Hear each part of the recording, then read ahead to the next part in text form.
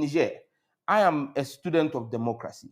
I believe that democracy must strive, but I believe that Africa must develop its own version of democracy.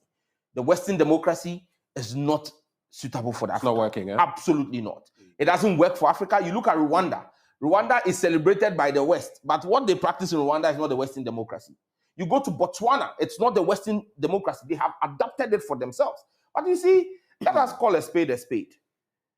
The West is running riots, and I'm happy. My salute goes out to the Nigerian Senate for telling Bola Ahmed Tinubu that he should focus on dealing with Boko Haram. You can't deal with Boko Haram and you are going to fight the president of another country. Even the Biafran. You can't deal with Biafra.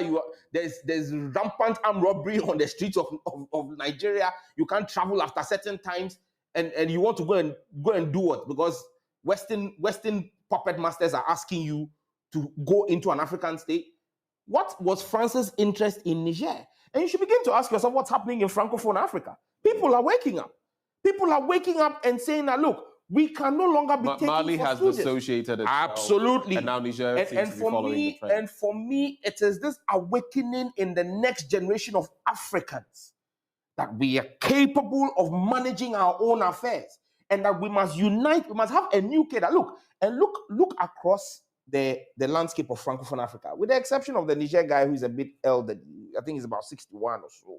All the other guys, the Burkinabe, the Mali, the Guineans, they're young soldiers. You understand me? Africa needs a crop of young leaders who are Afrocentric in their thinking and who will say to the West and Europe, we would stay, hold our own, trade amongst ourselves. We will only trade with you if you are willing to come and negotiate with us as equals. This whole capitulation, this whole sense that we are inferior, that we are incapable of managing our affairs. Look, a black man, Kwame Nkrumah, showed that it is possible just over the weekend. But he said it. Just over the weekend. I took my kids across about 3 regions and showed them a few things Nkrumah did. And you know what my soon-to-be 8-year-old son said to me? He said, Daddy, Nkrumah did a lot for Ghana. And he wasn't president for a very long time. And I said, yes. He set a bar that nobody can meet. None of our following presidents has been able to meet. You understand me? So it is possible if you have the leadership, the desire to serve your people and not to serve yourself. And look, that is where we are going.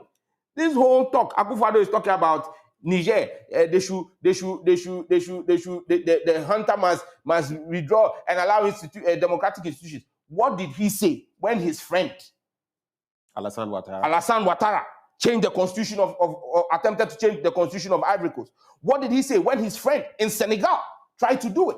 It is that hypocrisy of African leadership that is leading to a revolution in the younger generation of Africans to say, these old folks have had their day, they've had their say, it's our time to take our destiny into our own hands. Okay, but you do admit, like you said, that the way of coups is not the way. No, I'm in no way supporting coups, but I'm saying that if our so-called democratic institutions do not foster democracy, you then open the windows for people to vent their spleen in a certain manner. For military expeditions. Absolutely. We have to